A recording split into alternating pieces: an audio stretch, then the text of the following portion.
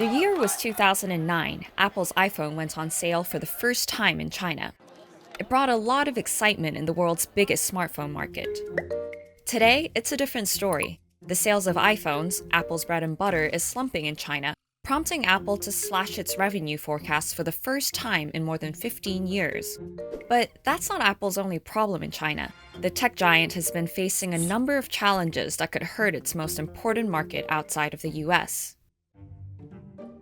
iPhone was once a shining star in China's smartphone market, even with its price tag.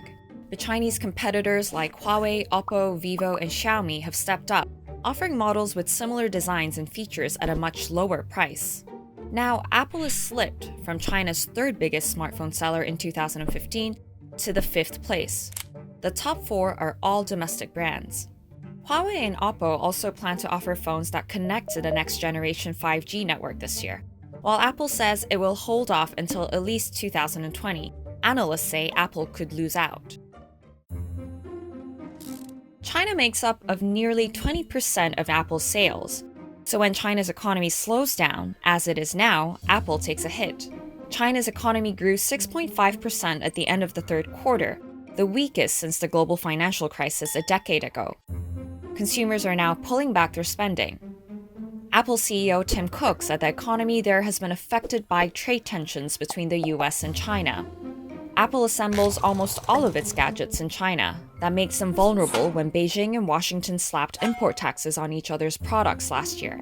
So far, iPhones and Apple Watches have dodged the tariffs. But there's still a lot of uncertainty.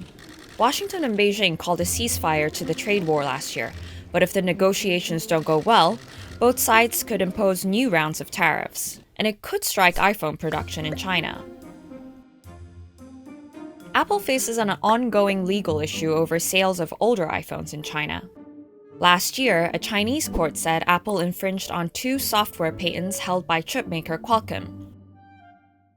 That ban applies to iPhone 10, 8, 7, and 6 models. It doesn't include the newest iPhones, XS, XS Max, and XR launched last year.